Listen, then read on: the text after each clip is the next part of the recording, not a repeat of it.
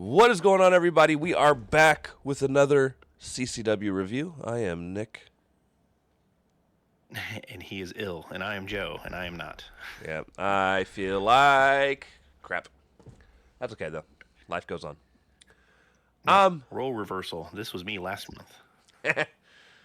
So, we're talking about the Monday Night Raw from January 5th. We've actually started recording. Stranger Things Raw.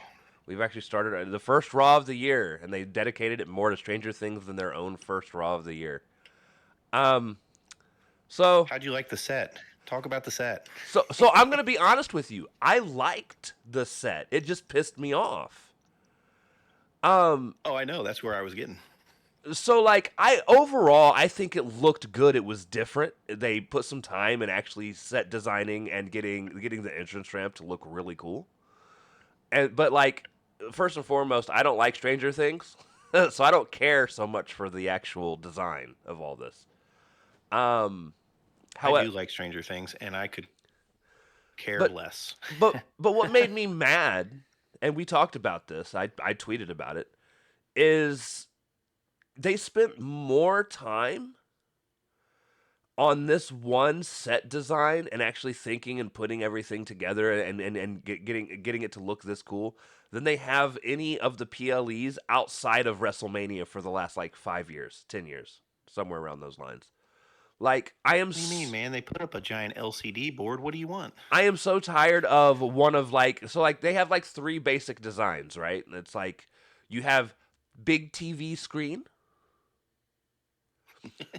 you have long TV screen, which was what we got at Royal Rumble,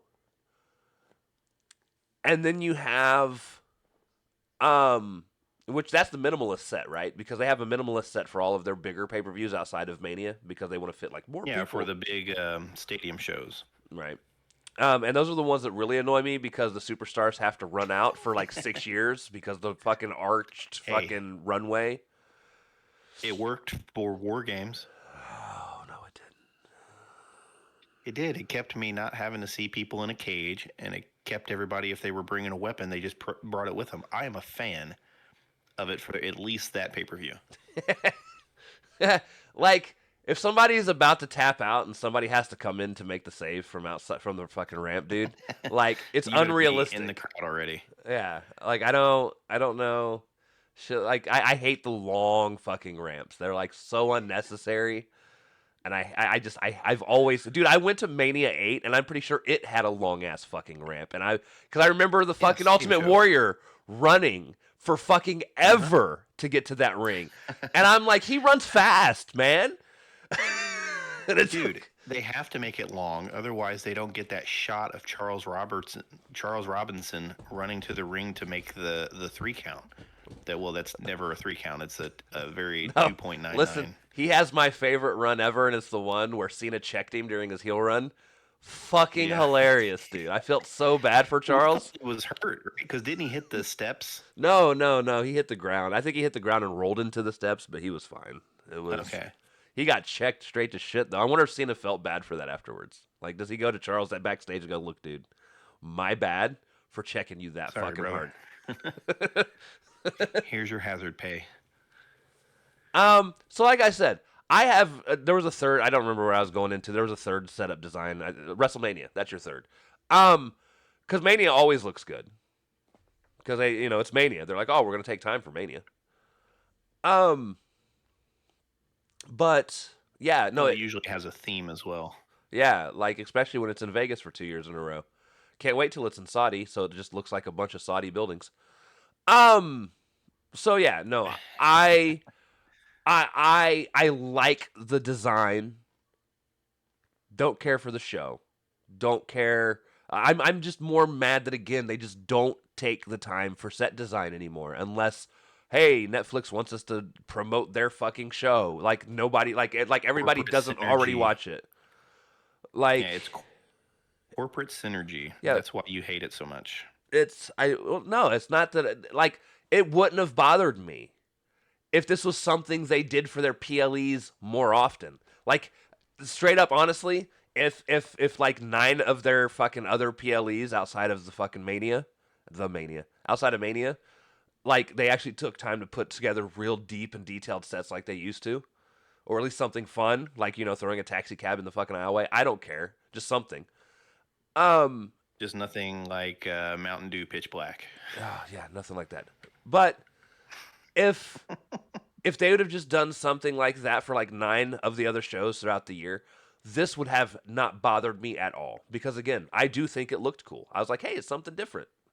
And all it was a set in front of the big screen. So I mean, and that's again, if you just did that for PLEs, I'm in. I am It was in. literally, some two Two chain link fences fences with with vines on it, with fire retardant vines and on them because I for sure thought that Stephanie Vaccare's flames were going to light the fence pyro. on fire. That'd have been a cool visual, with two vehicles from the show. Yeah. And that's enough to make it at least feel unique. Like, again, I don't need much for my PLE entrances. Just give me something. Give me the giant hooks for Backlash back. Yes! Yes! Like, that was half the fun of playing the games that came out year to year was, oh, I wonder what set designs they got. Yeah, now it's literally just a screen with a logo.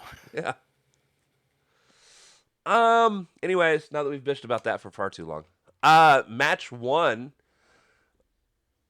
was almost my match of the night. Almost.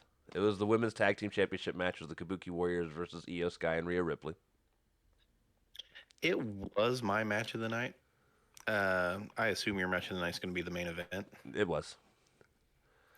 So I'll be a little different. And I did message you say they did wrestle a pay-per-view style main event, which is good, but the interference ruined it for me. Right. So this will be my match of the night. I did like this match. I think, again, anytime you get the Kabuki Warriors and Io and Rhea involved in anything, they're 4 of the better workers in the company, period. Not just the Yep. women, the company. And they did a good job. So here's the thing. This might rile some feathers of people that might watch the show. I feel like there are like 2 breed of female wrestlers out there, right? You've got the women that go out and it doesn't look like they're women wrestlers. They just look like they're wrestlers and they're going out and doing things. And then you got the women that remind me of like late Attitude Era women's wrestlers. The Divas era. You've got your Divas era wrestlers, the Nikki Bellas, and then you've got the actual workers, which are like the Baileys and the Rheas and all the Japanese girls. Except for AEW's Japanese women. Oh, man, those are rough. Dude, Sheeta is good. Don't get me talk. I understand Riho. I understand your dislike of Riho, but Sheeta, you didn't get to see peak Sheeta. I hear that a lot. I didn't get to see peak Sheeta. I didn't get to see peak Hater. I didn't get to see peak Britt Baker. You know what? Then how is it they've all sucked the last 3 years when they've been on TV? Well, Britt Baker ain't been on TV in like 2 years, so. I said 3. The last 3 years. Anyways. But no, it's yeah, like you've got your workers, your people that are your like the Japanese ladies over in WWE, except for Julia, and I don't blame her because the WWE is just not a good style for her. And then in like AEW, it's your Athena's, Monet's, Tony's, a lot of people that came over from WWE.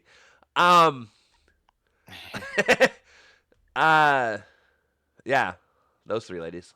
And God, all of them are WWE people. Stat Willow. can work. Willow. There you go. Willow can work.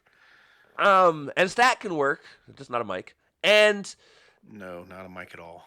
But yeah, like, and I know they just picked up like Cadence Chance or whatever her name is now. Cadence Carter, whatever. Yeah, it's Caden Carter. Caden Carter. You're thinking of Kiana Chance. Yeah. But yeah, so they're picking up some more workers.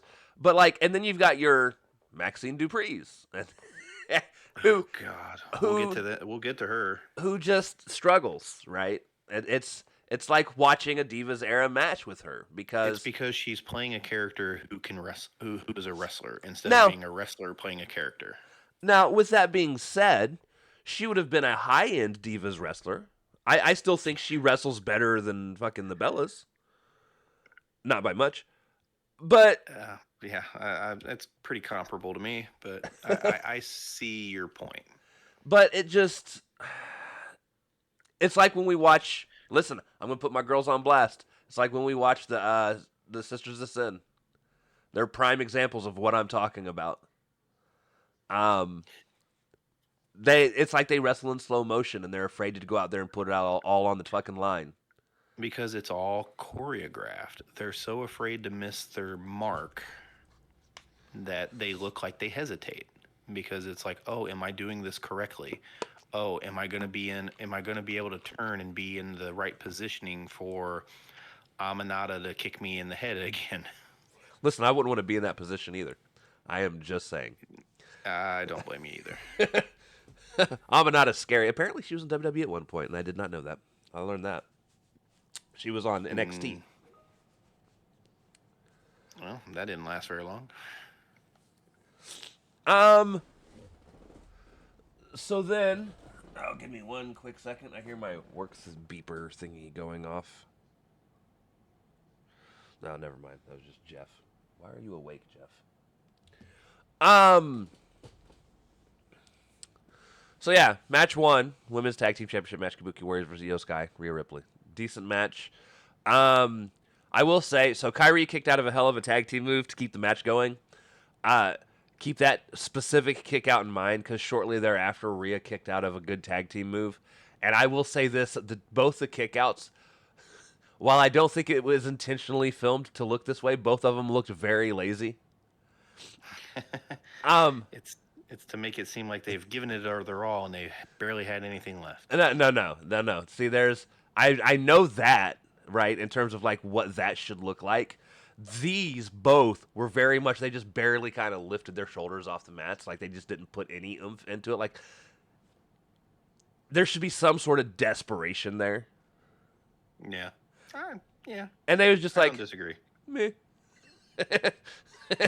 I'm sure it was part of their selling though.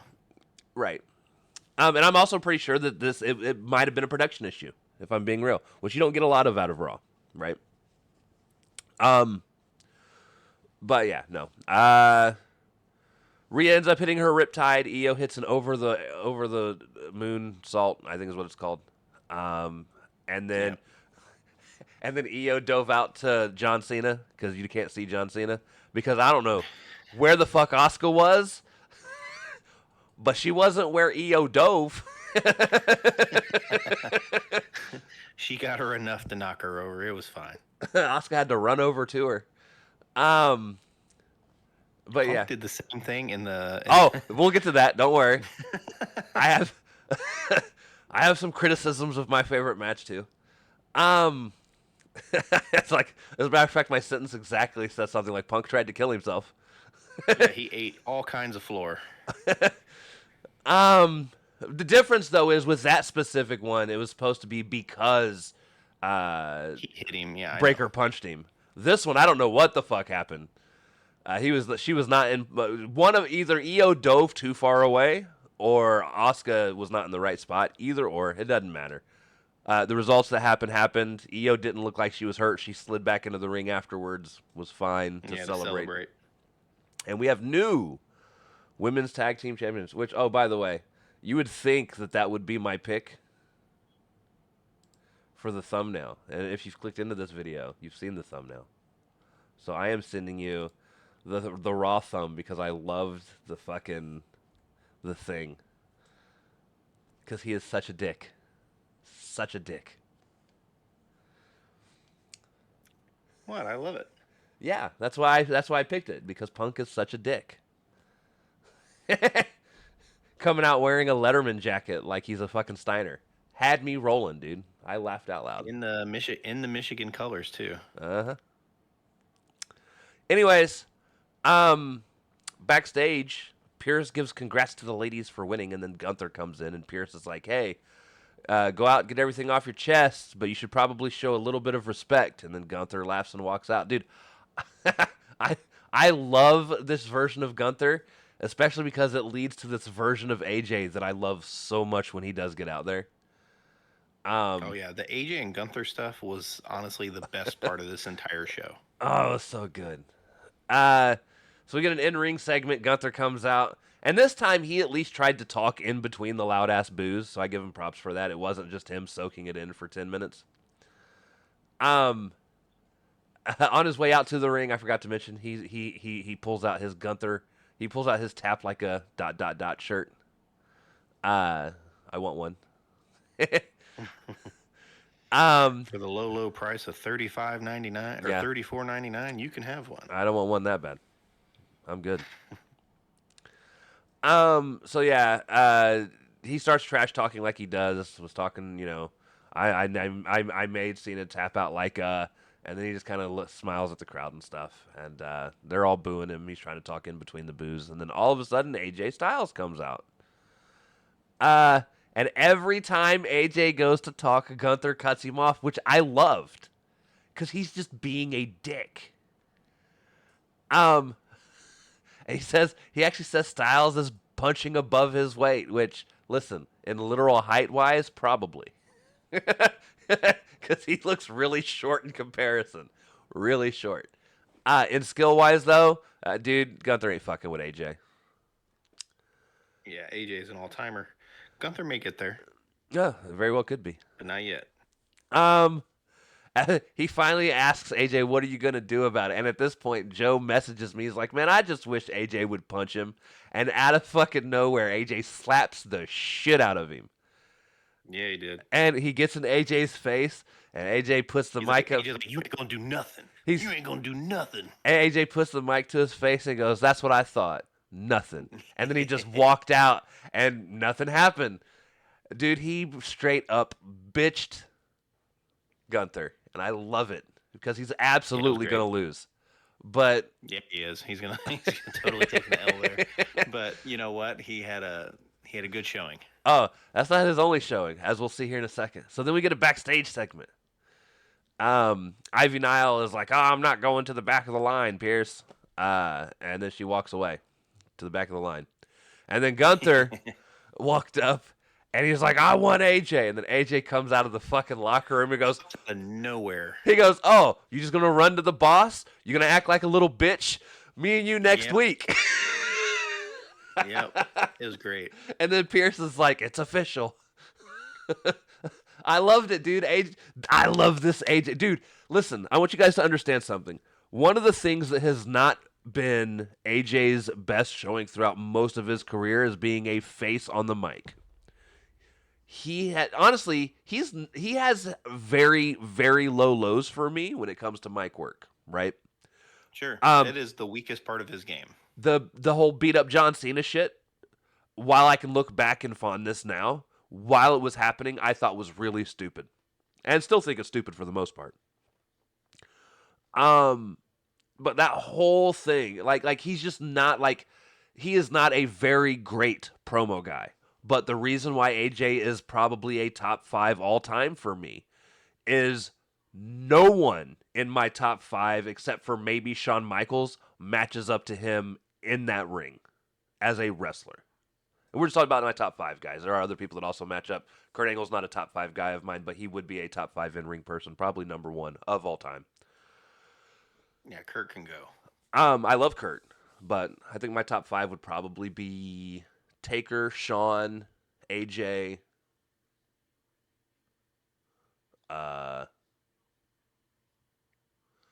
Kenny, and maybe Will. Yeah. Yeah. I have a hard time narrowing it down to 5. I usually like to separate it out. Angle would have to be somewhere up there too. Like he's arguably up there in my top 5. He's in my top 5. Mine's probably and it just goes to show you like contrasting like styles and what we like. Bret Hart's still my favorite wrestler of all time. Right. Oh shit, dude! I forgot. Austin should probably be in my top 5. He'd probably take Will out. Probably. Like Rock's in my top 5 because I was a huge Rock mark. Oh, guys, listen. Loved Punk. Listen, Rock versus Cena were some of my favorite times as a friend with Joe. We talked so much shit about our favorite guys at the time. So much shit. So this man threatened to get me John Cena t-shirts or show up to things in John Cena t-shirts for 20 goddamn years. No. I'm And, talking. and, and I'm talking about just with Austin Rock. oh, Austin Rock. I thought you said Cena and Rock. No, because I'm not a Cena fan. No, but you still threatened the hell out of me because Listen. I finally pulled through. yes, you did. Royal Rumble 2025. Um, but no, like when we were younger, and not Cena, Austin and Rock. Now you got me saying Cena. Austin and Rock would wrestle against each other, like at WrestleMania, and they'd have their feuds and stuff. Dude, Mm-hmm. like me and Joe would have so much fun talking shit because I was a big Yep. Austin fan, he was a big Rock fan, and Yeah, you got the better of those. in the long run, I did. In the long run, I did. But listen. You know what? Austin didn't get to do. Austin wasn't the one that threw Rock into the river. I am just saying. No, Rock threw him into the river. Exactly. The Rudy Poo River. Listen, and that goes back to the attitude again. Prime things of like that made the Attitude Era so good was just random shit like that. When was the last time you even seen wrestlers out in public getting into it for WWE? Right? I remember the interview. JR was like, "You threw Stone Cold off the bridge into the water. What if he couldn't have swam? Well, the dumb son of a bitch would have drowned." Oh man, they just don't make them like they used to. Hell no, they don't, dude. Anyways, excuse me. Sorry, that's disgusting.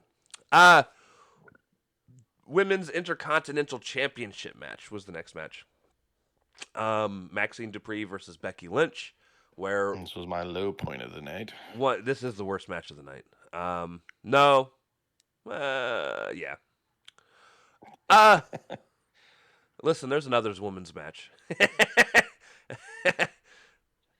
But Lyra's getting better. To be fair, Lyra wasn't the problem. Maxine's getting better. She is, but she's still got a long way to go. Oh yeah. She's just so long. She's a tall woman. So She's just she's lanky, and it looks sloppy because of how lanky she is. in this match, there is one thing that happens specifically that drives me crazy in any match where this is the case.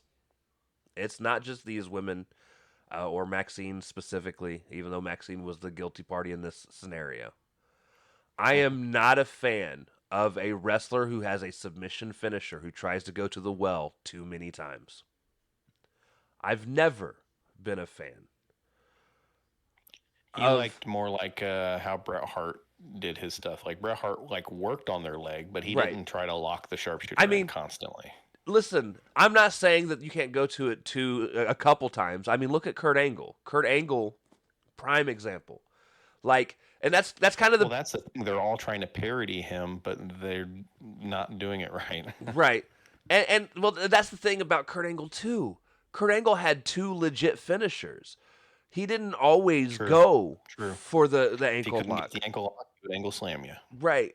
So like that's kind of the problem. That's one of the problems I have with submission finishes now. Once somebody establishes that a submission is their finishing move, it becomes they just constantly trying to do it. And this is one of the times where it happens where Maxine just tries way too many times to get the ankle lock in. And don't get me wrong, the last time she got it in, that roll through on the move, I thought they had fucked up at first, but then I saw the roll through and realized they really pulled it off perfectly. I was like, that was a creative way to get the ankle lock on. And I actually liked the way that the match ended. I know you didn't. I liked it on the second angle where you could see Becky pushing, grabbing onto the rope. and yeah. Yeah. She like leaned back, got the pin, grabbed the rope to where the ref couldn't see it, got the win and rolled out. Perfectly done. Had they showed that angle the first time, I probably wouldn't have been as critical of the finish. Right. But yeah, I thought it was a fun little ending. And I'm glad Becky's the champ again, and hopefully they do something with Maxine. Like, I want her to break down, and then I think she's going to be to the back of the line. She just got married, so I'm hoping they took the belt off of her so she could go on her honeymoon. Well, no. I'm saying I don't want her back in the title picture. I want her to have a breakdown and then get her ass beat by Natty on TV. Oh yeah, maybe she comes out and she's like bitching and complaining, and Natty comes out and just beats the dog shit out of her. Yeah, and be like, and have Natty I'd be be down like, for that. and Natty be pissed off because she's whining. Now you have a student versus the master thing. The only problem with that is now you have to Like, have fucking girl go over Natty. she could come in and be like, look, I've been in the game for a long time. I had a flatulence problem for 3 years. It didn't stop me from whooping people's ass. Don't do that. I'm kidding, guys. Listen, Vince had her do some stupid fucked up things. Yeah, as punishment probably. Anyways, so then we get a backstage moment where Stephanie Vaquer is walking towards the ring. And she's in a boot, and I'm immediately like, oh no. Don't do this to me. Like, I was super excited when Naomi got the title, and then she had to come out and relinquish it because she had to go have a baby and all, which, I'm happy for her. Right. But I did like her as world champion, and she was having fun with it. She was just hitting her stride. Yeah, she was. And I'm just like, man, she's going to have to come out here and relinquish this title. She's going to be gone for like 6 to 8 months. This is some bullshit.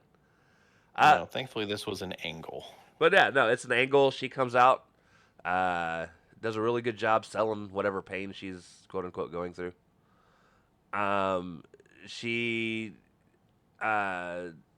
actually, before that happened, the Usos came out and did nothing. Nothing, guys. What do you mean, man? They ran it back. What are you talking about? They came out and didn't do a fucking thing. They're like, oh, we're putting the tag division on blast. Motherfuckers, you're the champs. What kind of blast do you have to put anything on? If anything, people need to be approaching you. Like, this is stupid. Yep. And now, don't get me wrong, guys. I am happy they're champs. And I'm excited to see some of the teams they're going to get. Like, dude, give me some Usos versus... give me some Usos versus motherfucking Viking Raiders, right? They're just called the War Raiders now. My bad. War Raiders. Give me. That's probably going to happen because they're one of 2 tag teams that's on that show. The other one being New Day. I don't need so that. So get again. ready. You're going to get a lot of that. No. We're about to get some Usos versus probably Ray and Penta. Probably Penta and Dragon Lee. Probably Ray and Dragon Lee. Oh, maybe just running the gauntlet of the luchas. Maybe we'll get Ray. Phoenix is over from SmackDown, so it can be Ray. Instead of they just keep pushing down the Lucha Brothers reunion and have them team with everybody but. They'll even be in the same. They'll even be in the same stable and will never team with each other. That would be. I would hate life, dude. A fucking crime against humanity. They're such a good tag team. And don't get me wrong, I love that Penta has like exploded on the scene for WWE. Yeah, I was worried about him. I was worried about how they were going to handle his booking. But to be fair, very well. To be fair, his first like 2 matches were a struggle too because he still wasn't used to the ropes, so he was fucking up a lot of his normal stuff. And I was like, oh no, need to get acclimated. Those aren't cables, brother. Those are actual ropes. I was like, oh no, it's Sin Cara all over again. Oh man. But no, he figured it out. That was a blight on Mystico's otherwise fantastic career. Which he's gone on to do great things after WWE. He just could not get it figured out while he was there. Yeah, he just couldn't get it together. But no. So Usos came out and did nothing. I said, what? Why did this happen? Most pointless segment of the night. And there was a Punk interview that didn't need to happen either. We'll get to that. Yeah, where he fucked up. He fucked up talking at first and then had to correct himself. Stephanie Vaquer comes out, says 2025 was amazing. Talks in Spanish for a while. I have no clue what she said. This happens again later, by the way, guys. There's talking about how she's the best women's wrestler. Is essentially what she was saying. Maybe, I don't know. She said luchadore. That doesn't mean shit. It means luchador, which is wrestler. Maybe she's gonna join Ray and them too. Oh God, it really is the fucking LWO. Anyways, the whole reason this whole thing happened is so Raquel could come in from behind and beat her ass from behind. Beat her ass. Gave her a Tahana bomb. Officials chased her off. Now, here's the thing. I both love and hate all of this, right? Uh, as a Steph fan, I hate it because I'm a Steph fan. But as a wrestling fan, I love it as long as it leads to something worthwhile. And I'm not saying Raquel has to win the world title out of this specifically. If she does, cool. If she doesn't, cool. I don't care. But what I don't want is for them Nikki Bella. is for them to start building up something that could be a very good and well told story, just for someone like Nikki to get re-put back into it. Like that's what I don't agree. want. And if Nikki Don't be afraid to put somebody over. and if Nikki gets put into this, gets put into this whole situation, completely makes this whole segment right here pointless. Oh yeah, it devalues the hell out of it. I 100% agree. But it's Triple H. Nikki will get involved somehow. Probably. I have no faith in that man at this point. Just make her a valet. That's what she would be good at. I mean, she'd also be really good helping the ladies in NXT. Maybe. Don't care. Just put her over there. That's just so you don't have to see her. And then we go to commercial. Then we come back from commercial, and Raquel starts to beat Stephanie's ass backstage too. Yeah, she fucked her up. Yeah, she was. Also backstage, speaking of speaking Spanish, Ray is talking to Dragon Lee, and then Penta comes in, and I swear 90% of this whole thing was in Spanish. It was. I don't have any clue what was said. I am not Hispanic. I'm happy that they're doing stuff like this though, so that He only looks Hispanic. I only look Hispanic.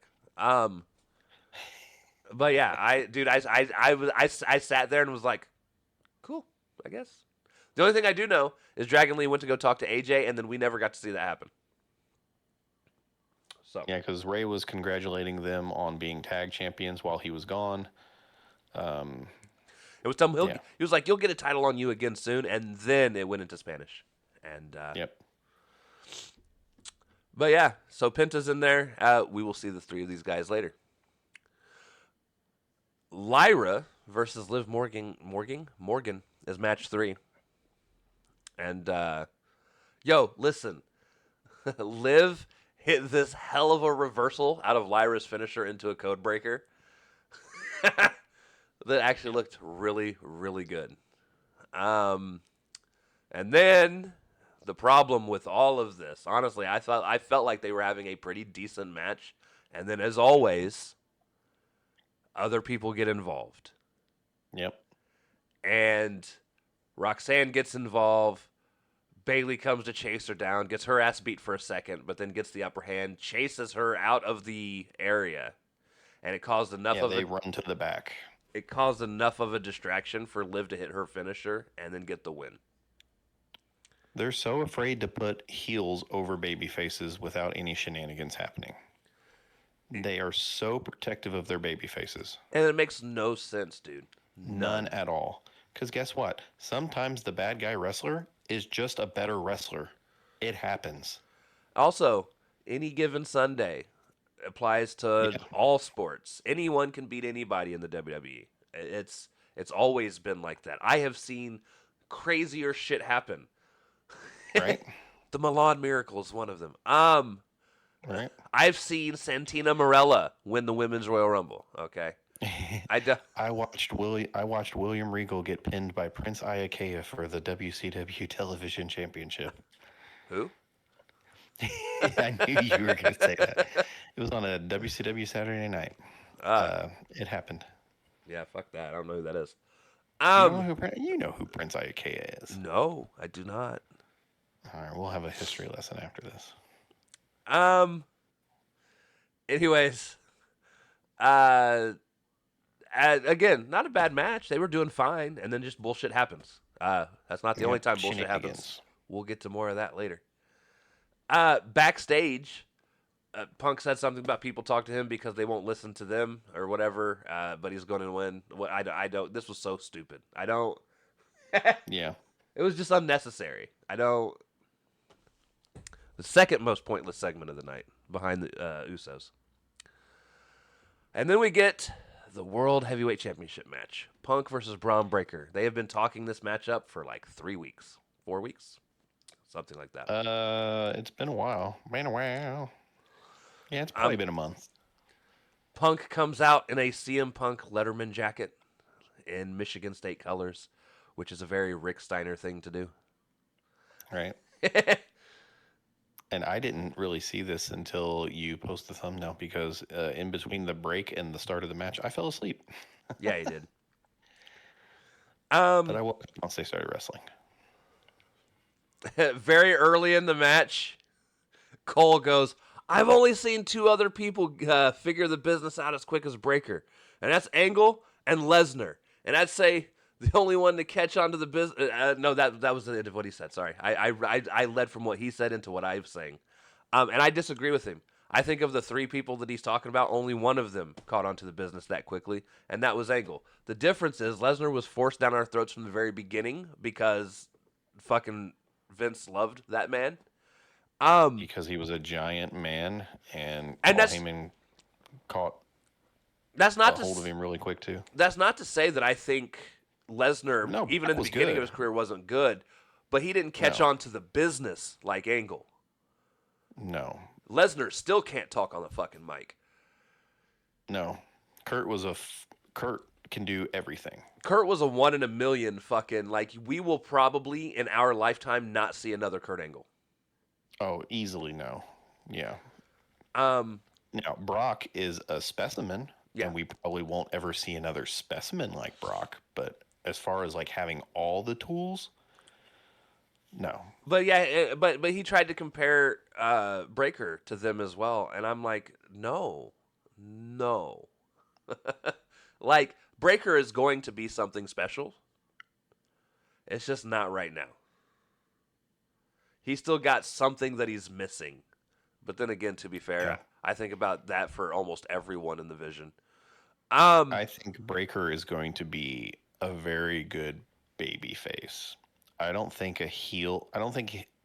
heel is where he will be as natural. Well, I think baby face will be better for him. listen, I'm going to be honest. I think it's a trait that runs in the family. I don't think either of the Steiner brothers were very good heels. Big Papa Pump was a pretty good heel. Big Papa Pump was annoying. Well, As a heel. sometimes your heels need to be annoying. No, they don't. There's what. Listen, you see what Raquel did tonight? You don't need to be annoying to be a heel. Yeah, not when you're that big. But hey, man, there's a 77.33% chance that babyface is going to work out better for him. But anyways, Braun missed this Frankensteiner that at first looked like it was a fuck up, and then you realize it was on purpose, and it made me mad. Yeah, because you could tell it was on purpose because Punk moved his legs on purpose because he wasn't in the seated position to take the Frankensteiner. Right. So it was never going to happen anyways. Because otherwise it would have been Punk landing on his head, or just landing on top of Breaker. But it looked like shit. Oh, dude, it looked like he landed right on the top of his head. And I was not a fan. I didn't see him landing on his head, but I was not a fan It was just the way the camera was kind of pulled up. And then you couldn't see the mat. And then out of nowhere, as always expected, the division get involved, and it's just this big ruckus of just bullshit that starts to happen. Punk gets stomped by Theory because I don't. They're still trying to get him over. Yeah, they're trying really hard. And then all of a sudden, the new LWO come out, and I hope if they do become a stable, they don't go by LWO. I need them to be something else, just something else.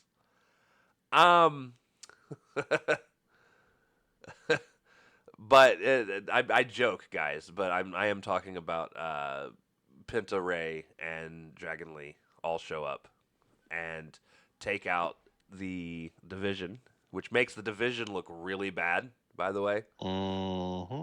Not that I think that the three guys aren't great wrestlers. I just, again, something Triple H sucks at is building a dominant heel faction. This man... Yeah, because he's afraid to make his baby faces look bad. He overprotects them. This man was in a heel faction that people loved, regardless if they were supposed to be heel or not, for years. Yeah. And Shawn and Triple H were dominant. And we're not even just talking about DX, by the way. Obnoxiously so. That's just one of 3 heel factions Triple H has been in that were dominant. Well, when it was just him and Shawn, they were heels, but they were also baby faces. They were honestly DX had always been more baby face than Right. heel, unless you're a Bret Hart fan. uh but yeah, no, I just Triple H is so bad at the whole building a heel faction thing. And he just is. Like he was gift wrapped the bloodline for its end, and then he dismantled it as he should have because it was running on for far too long. Mm-hmm. And I think he did a good job with handling how it all came apart up until Bloodline 2.0, and then everything fell We apart. still have the MFTs, And we're still which is stuck with the essentially MFTs. just Bloodline Light. Well, they were Bloodline 2.0 until Solo lost to Reigns for the the I keep Stupafala. wanting to say the Shuafala. Uh, My tribal thief. he's just bad. Triple H is bad And at that's heel another thing. factions. So Bronson Reed has pinfall victories over Roman Reigns. Why But is he gets not in chased the off by 3 luchadors? right? It Nothing makes against them. But yeah, you're fucking this up, man. to be fair to him, he caught Ray and was about to drop him on the table, but he got super kicked by Penta in the process. Now, even still, There's 3 of them and 3 of the luchadors. They should have been able to pull it off. yeah, especially with Or at least fight off into the crowd and make it look a little more 50-50 so you don't make your big heel faction look like also. shit. Let's also be fair. There are only there's only one of those 3 that are actually intimidating in the division. No one's You keep calling him the division. the division. No one is scared of Logan Paul. No one is scared. Definitely no one is scared Of Austin Theory. of Austin Theory. No matter how much you try to make us think that he's supposed to be cool, he will never get over as cool. They're never going to get him over with how they've changed his wrestling style. Now he's boring. He's generic. People were laughing because they said he unveiled himself, and it's like everybody thought it was like Daniel Garcia. No. Listen. The parallels, and I'm not talking about overall story, but the parallels the division have, or the Vision have with the Death Riders is insane. Like how many things even up. Yep. And that's scary because that other faction has ran its course too. Like we're talking, even going as far as to kicking out their leader. Now they didn't obviously try to murder Seth. You mean they didn't put a plastic bag over his head? Right. But going as far as to kicking out Seth, their leader, like they did, and then they bring in somebody that just could not get over as a face, or any other way for that matter. So they just throw him into the faction and make him a douchebag, and they even look the exact same. I'm just saying, it's Right. the only thing. Like they're putting a title in a briefcase away from being the same faction. Oh, Like, dude, don't even say it. looking back and jokingly calling them the Seth Riders at first, but now realizing how similar they really are. Like I don't. It's crazy. It's crazy. And honestly, they could have done the story better if they would have just let their heel faction dominate people. Yeah. Because that was always my problem with the Death Riders, was they didn't let the Death Riders dominate people. They were always running from confrontation. It's like, no, you're supposed to be out there whooping people's asses. Like, anywho, Punk hits Yeah, we got to finish the finish of the match. Punk hits a GTS. Breaker kicked out. Breaker had a hope spot, which was funny to say for a heel. Right. And then Punk hit another GTS for the win. Or hold on, we'll get to there. Breaker kicked out. Graphic came on. Raw is on at 2 p.m. next week, just so everybody knows. I was like, yay, I can have it finished before I leave work. They're in Dusseldorf or Duvel, whatever it's called. Dusseldorf. Dumbledore. I don't know what it's called. Dumbledore. They're in Germany. Yeah. Punk hits a pile driver. Breaker kicks out of that. The weakest driver ever. You could tell he was really trying to protect that man. Yeah, he was. Punk reversed the Fujiwara armbar into an Anaconda Vice. They make out for some reason. Listen, they don't actually make out, but my God, I thought they were about to. Like, they were staring each other's eyes longingly. It got really weird. Somewhere along the lines, I think Breaker meant to say he was going to take Punk away from his wife, not take his wife, because this got really weird for a second. I'm going to send you something that I know is going to piss you off. Breaker did his diving clothesline thing through the table. Oh, wait, no, hold on. Punk gets the STF on Breaker. Breaker gets to the ropes. Punk tried to kill himself on an unaliving dive to the outside of the ring. He ate a punch, but he didn't actually eat the punch, but he did eat the floor. He did eat the floor, though. Yeah, he did. And then afterwards, Breaker did his diving clothesline through the announce table. And then it was a cool spot. It was. Punk hit the GTS and got the win shortly thereafter. Actually, they were teasing. Breaker was going for a spear. Punk got his knee up, kneed him in the head, and then he hit the GTS for the win. They should have done some. Okay, so here's my only complaint with that spot specifically. Breaker didn't really sell the knee very well. I agree. I don't know if it was that or the camera angle was weird. But I don't know. Like, I feel like I would love for Breaker to come in and talk to Dolph Ziggler a little bit. Right. Let me show you how to sell. Dolph's class of selling. But no, over and above all, actually ended up being a decent match outside of all the people that got involved. If they'd have just taken that out of the match, it would have been much better. It would have at least been so far considered as a match of the year candidate. Now, it would not hold up over the year. Don't get me wrong, it's only the beginning. Yeah, considering it's only the 5th.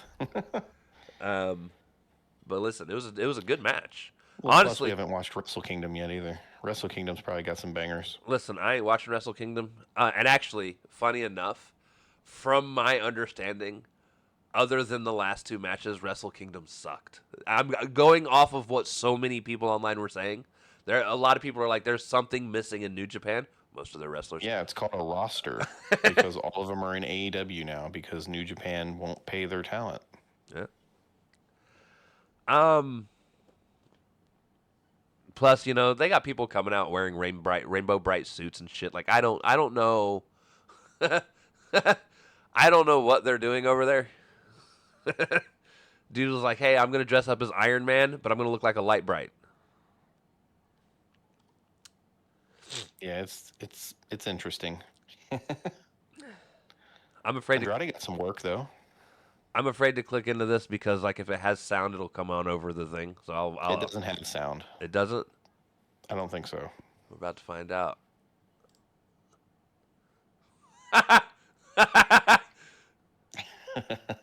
That's fantastic. That's terrible.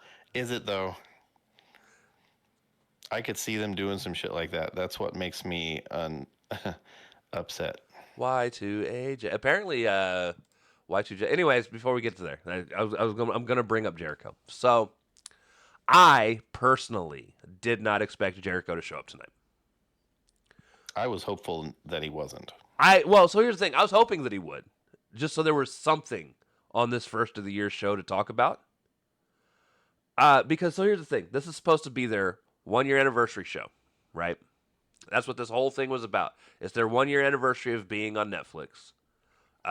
Not to the exact day because days change, but first Raw of the year, 1 year anniversary show, and instead of giving us anything memorable, they gave us a Stranger Things tie-in, Yep.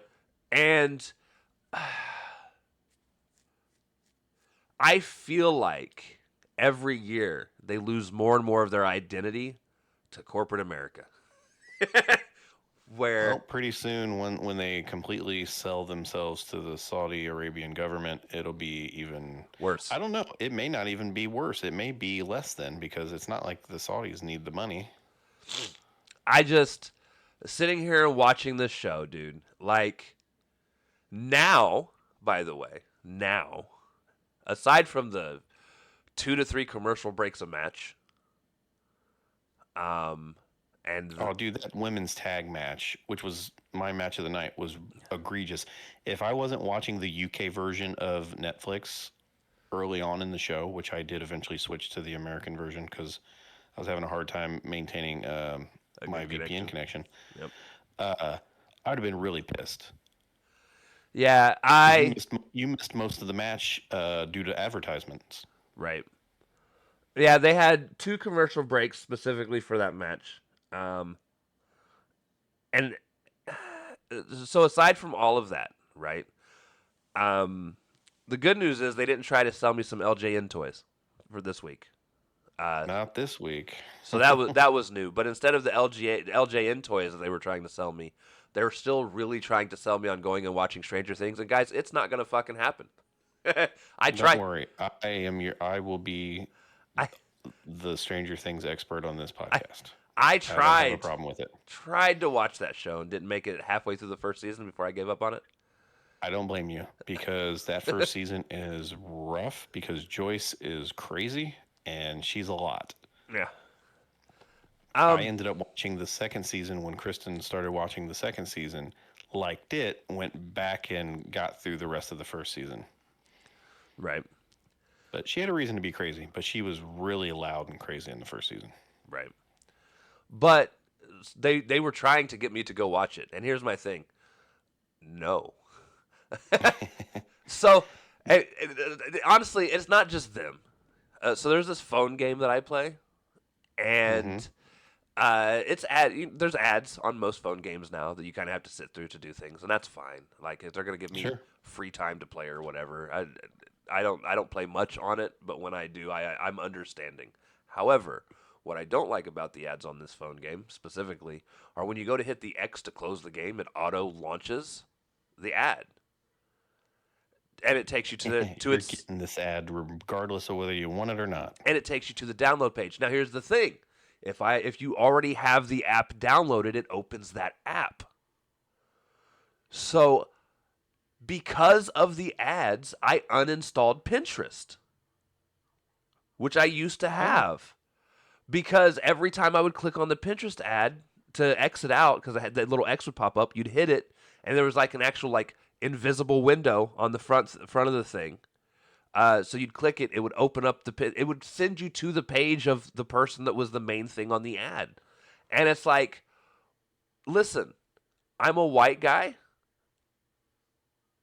and they would send me to a black lady's hairstyling thing. And I'm like, I don't think this is for me. Oh, it's not. Those ads were not tailored specifically to you, so they were not tracking your information. Well, that's good. I would rather, if I'm being honest. But if I'm going to see ads, at least have them tailored to me. Right. Well, turn your tracking on. It is. But this game, it doesn't matter. But it's not even just that one. So there's also another one where they're like cooking like cakes, baking cakes. And it's like this lady that does cake baking. And it's like, cool, but I'm not going to buy any of your cakes. Fucking quit it. Like, I don't mind the ads themselves. But if I hit the X button when I'm available to hit the X button, it should close the fucking app. But it doesn't. It sends you to the app. Instead of, and if you have it uninstalled, it sends you to the Google Play page to download the app. And then you have to back out of that, get back to the game to hit the X again, and then it works. And we're to the point where I feel like that's Raw. Yeah. Like, I don't remember ever in my life, ever, advertising being so egregious. It's everywhere. Yep. Everywhere. Like, yeah, we used to get them on commercials. And, there's billboards, there's magazine ads, and things like that. I get it. But, like, ads in Raw alone have, like, quadrupled in terms of how many ads are shown. And it's just on the show. If just being on your PC, if I highlight the Windows tab and it gives me, or not the Windows tab specifically, but if I accidentally highlight one of the things where it pulls up like date and time and things like that, like news stories and shit like that, Yeah. it'll have ads on that. Like there's ads every fucking where. Yeah. And it's too much. It's every, like, they're like, somebody needs to do something. No, they're making money. They're not going to do anything. Law wise, something needs to be done. Oh, It's definitely not. Well, not right now. Yeah, not in this administration. But I would like there to be some limitations to some shit. Yeah, you mean like the rest of the world has? This shit would not go over in Europe. They limit advertising. Like, it's just gotten to the point where, like, it's egregious. I've made it to I've go away now that I've accidentally clicked on it. Now it's gotten to the point where, like, there are sometimes I get in such a mood where I will specifically not buy something that's forcing advertisements at me. Like, like, most That's you voting with your wallet. That's great. I'm fucking tired of it. It's everywhere. It's everywhere. Like, I have legit, listen. If it wasn't for the fact that the largest fan base was WWE, I would almost be okay with not watching WWE shows and just covering AEW. And I agree. I also hate to say that because I do love a lot of the wrestlers on Raw. I love a lot of the wrestlers in WWE, but it's too much. Too much. Yeah, it takes its toll on you. So this was a nearly 3-hour show that had 4 matches. All the other stuff in between that was advertisements or very brief backstage segments. Right. That's a lot of fucking advertising. And this one actually seemed like there was less going on overall than normal.